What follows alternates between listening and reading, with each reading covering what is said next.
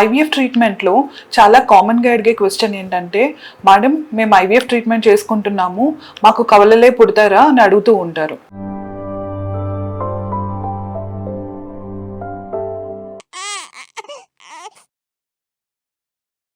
Hello అండి, I'm doctor Kanaka Mahalakshmi, fertility specialist, మాతృత్వ fertility centre, Tirupati. So యూజువల్గా అసలు ఐవీఎఫ్ ప్రాసెస్ అనేది ఎలా చేస్తారంటే, ఎగ్స్ పెరగడానికి ఇంజెక్షన్స్ ఇచ్చి ఆ ఇంజెక్షన్స్ ద్వారా పెరిగిన ఎగ్స్ ని మనము రిట్రీవ్ చేసి ఎగ్ ని స్పర్మ్ ని ల్యాబ్ లో మీట్ చేపించి దాంతో ఎంబ్రియోస్ అనేది ఫామ్ చేయడం జరుగుతుంది. ఈ ఎంబ్రియోస్ ని 5 days వరకు గ్రో చేసి ల్యాబ్ లో 5th day అప్పుడు ట్రాన్స్ఫర్ చేస్తాము. ఈ 5th day లో ఫామ్ అయిన ఎంబ్రియోని మనం బ్లాస్టోసిస్ట్ అంటాము.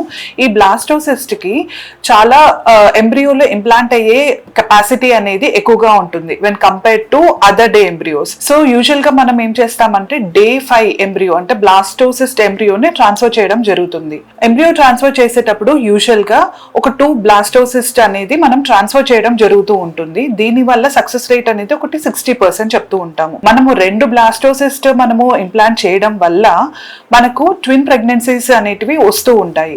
అలా అని ఐవీఎఫ్ చేసిన వాళ్ళందరికీ ట్విన్స్ వస్తారని ఏం లేదు. చాలా వరకు సింగిల్టన్ ప్రెగ్నెన్సీస్ కూడా వస్తూ ఉంటాయి.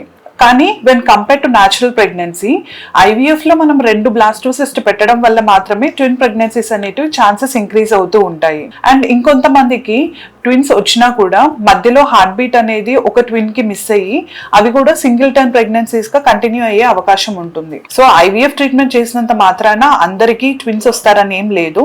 But when compare to natural pregnancy 2 blastocyst embryo transfer చేస్తున్నాం కాబట్టి ఐవీఎఫ్ ప్రెగ్నెన్సీస్ లో ట్విన్స్ వచ్చే ఛాన్సెస్ ఎక్కువ. Thank you.